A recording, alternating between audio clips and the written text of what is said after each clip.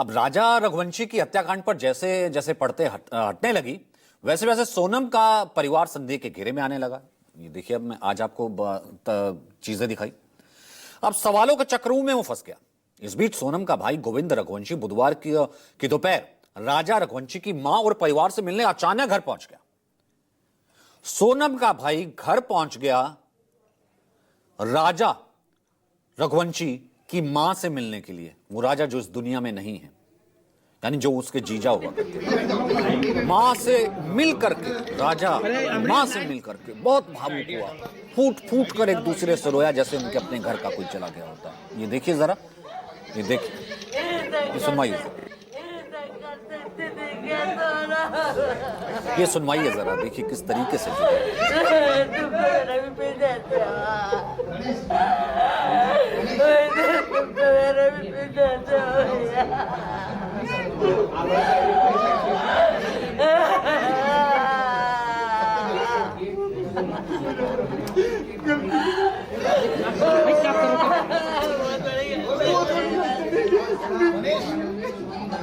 क्या है? तो ये आपस में जब मिले तो आपस में बात भी कर रहे थे।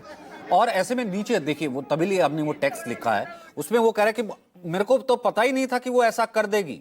हालांकि वो घर नहीं आई, इनसे मिली नहीं, मुझे नहीं पता था कि वो ऐसा कर देगी। अगर उसने ऐसा किया है तो उस पर पूरी सजा मिलनी चाहिए, ये कह रहा था सोनम का भाई। राजा रघुवंशी की मां से मिलने के बाद सोनम का भाई गोविंद रघुवंशी फिर मीडिया से भी मुखातिब होता है, तो चौंकाने वाला दावा किया। पहले तो कहा कि सोनम को घर से मैंने बेदखल कर दिया, हमने सोनम को बेदखल कर दिया। अब इसमें पॉइंट ये है, आप सोनम से मिले नहीं है, सोनम आपके घर से गई थी, सोनम जिंदा है, ठीक है, पुलिस कह रही है, आपने मान लिया, इसका मतलब कि हां सोनम ने ही मरवाया है। परिवार ने सोनम से सारे रिश्ते खत्म कर दिए, मिलने राजा की मां से गए, अगर सोनम दोषी है फांसी पर लटका दो, ये कहा। लेकिन गोविंद ने इसके आगे जो कहा वो किसी को गले नहीं उतरा। गोविंद के मुताबिक उसका यह कहना था कि जो राज कुशवाहा है वो तो सोनम को दीदी दीदी कहता था, क्योंकि राज कुशवाहा काम करता था, सारा बिजनेस राज कुशवाहा देख रहा था, हवाला वाला एंगल। और पिछले 3 सालों में राज को सोनम मेरे सामने ही राखी बांधती नजर आ रही थी। सुनिए। सोनम दोषी है तो उसको है ना डायरेक्टली फांसी पे चढ़ा दिया जाए, क्योंकि जिस हिसाब से उसने ये जो प्रोग्राम जमाया है, जो भी करा है, देखिए आप लोगों से मुझे पता चल रहा है, कोई भी मेरे को खबर और कहीं से नहीं आ रही है, आप लोगों से पता चल रहा है क्या प्लानिंग करी, कैसे ये फोटो आया है, ये आपको सही ये है? ऑफिस का फोटो है, ऑफिस के अंदर का, और इसके साथ में और भी बच्चे होंगे। दोषी नहीं माना है, बातचीत कुछ भी नहीं हुई है, उनसे दोषी नहीं माना है उनने अपने आप को। क्या बोले? नहीं तो आप परिवार आप लड़ेंगे क्या? उन्हें बेदखल उनको बेदखल कर दिया हमने, कर दिया। आप केस लड़ेंगे राजा की तरफ से? राजा की तरफ से हम केस लड़ेंगे। आप सारे संबंध तोड़ देंगे सोनल के साथ? बिल्कुल तोड़ दिया हमने संबंध। मेघालय गए इसके पहले? नहीं गए। आपको उससे कब शंका हुई कि राजा को उसने हत्या किया है? मुझे तो ये सब चीजें आपके थ्रू ही पता चल रही है, और ये जो इनसे लिंक निकली है उसमें मैं बिल्कुल स्वीकार कर रहा हूँ। परमानेंटली हमेशा 24 घंटे सिर्फ दीदी दीदी बोलता था। ये कि उसके राज के जो घर वाले हैं, उसकी बहन माँ वगैरह, वो भी यही बयान दे रहे हैं, शायद मैंने जो मीडिया में सुना है, तो दीदी ही बोलता था। और दूसरा, राखी बांधते थे ये 3 साल से, और मेरे खुद घर में हम दोनों साथ में बैठ के राखी बंधवाई है। तो क्यों हैरानी नहीं होती? भाई कहता है कि मैं बहन के लिए जान दे दूंगा, अंतिम वक्त तक लड़ूंगा, और भाई तो मिला ही नहीं। वो कह रहा है कि मेरी बहन को हमने घर से बेदखल कर दिया, मैं राजा के लिए लड़ूंगा। ये क्या ट्विस्ट है? क्या कुछ बचाने की, कुछ छुपाने की कोशिश है? गोविंद रघुवंशी अपनी बहन सोनम पर इतना हार्ड और राज कुशवाहा पर इतना नरम क्यों?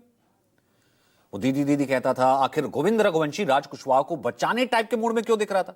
एक शब्द नहीं बोला। अगर राज कुशवाहा ने ही राजा सोनम के साथ मिलकर के मरवाया है तो राज कुशवाहा के बारे में एक शब्द नहीं, बहन के बारे में बोला। इसके पीछे की वजह यह माना जा रहा है गोविंद और उनके परिवार का बिजनेस। सारा कामकाज राज कुशवाहा संभालता है। मैनेजर होने के नाते राज कुशवाहा सोनम के पारिवारिक बिजनेस में फाइनेंस से लेकर बाकी कामकाज भी संभालता था। ऐसे में अगर सोनम का परिवार हवाला कारोबार में फंसता है तो राज कुशवाहा उनके लिए बड़ी मुसीबत बन सकता है। तो राजा रघुवंशी हत्याकांड में सोनम और राज कुशवाहा को लेकर जो आरोप लग रहे हैं, उससे राज कुशवाहा का परिवार सबसे ज्यादा आहत है। राज कुशवाहा की मां की माने तो उनका बेटा ऐसा कर ही नहीं सकता, घर का इकलौता है, इकलौता कमाने वाला, 3 बहनों की पढ़ाई और शादी का जिम्मा उसके पास है। क्या कह रही मां, सुनिए। ही जा रहा है मेरे बच्चे को और कुछ नहीं फंसा है। अब मैं ये तो नहीं जानती, अब हमें कहाँ मालूम कौन फंसा रहा, कौन क्या कर रहा। बस हम तो यही सुना कि जब वो न्यूज में देखा मोबाइल में तब हमको पता चला, नहीं हमें तो कुछ पता ही नहीं था। मैं तो सोच रही थी मेरा बच्चा अस्पताल गया, उसकी तबीयत खराब थी तो अस्पताल गया, मुझे ये भी नहीं पता था कि उसको क्या हुआ। क्या हमारे भाई को न्याय मिले, उसने ऐसा कुछ नहीं किया तो उसको न्याय मिले और उसको छोड़ दे। इतनी दूर लेके गए, हमने उसको देखा भी नहीं है, संडे के दिन से देखने के लिए गए थे तो उन लोगों ने मिलने भी नहीं दिया, देखने भी नहीं दिया। क्राइम ब्रांच गए थे हम और मम्मी गए थे, तो बोला कि दूर से दिखा दो हम लोगों को, तो उन लोगों ने बोला कि दिखा भी नहीं सकते आप लोगों को, नहीं दिखाएंगे, आप लोग जाओ। राजा रघुवंशी की हत्या अपने आप में एक यूनिक एग्जाम्पल है, लेकिन देश का इकलौता मामला नहीं है। देश के 5 राज्यों में 5 साल का रिकॉर्ड बताता है कि हर साल हर राज्य में पतियों की हत्या उनकी पत्नियों के हाथों कराई जा रही है। नया आंकड़ा सामने आ रहा है, ये देखिए, सच्चाई है ये भी इस वक्त समाज की, बढ़ता जा रहा है, कहां 45 और कहां 62। National crime record bureau NCRB का यह आंकड़ा है। इसके मुताबिक पिछले 5 साल में 5 राज्यों में 785 पतियों की हत्या हुई है। सबसे टॉप पर यूपी है। यूपी में 2020 में 45 मामले, 21 में 52, फिर 22 में 60, फिर 55 और फिर 62 पतियों की हत्या कर दी गई। बिहार भी इसमें टॉप कर रहा है। 20 में 30, 21 में 35 पति, 2022 में 40 पति, 2023 में 39 पति और 2024 में भी यह आंकड़ा बढ़ता है। अब ये देख लीजिए, अगला राजस्थान आ जाता है, ये तीसरे नंबर पर है, टॉप कर रहा है। 2020 में 20 पति, 21 में 25, 22 में 28, 23 में 30 और 24 में 35 पतियों की हत्या होती है। फिर महाराष्ट्र, ये मुकाबला कर लेते हैं।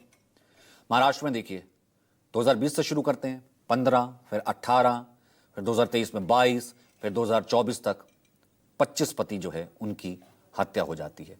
फिर आता है मध्य प्रदेश, 5वें नंबर पर है। हम 5 आंकड़े लेकर के आए।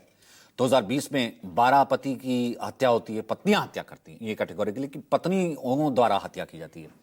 और फिर ये आंकड़ा 2024 में हाईएस्ट जो दर्ज किया गया वो 22 था।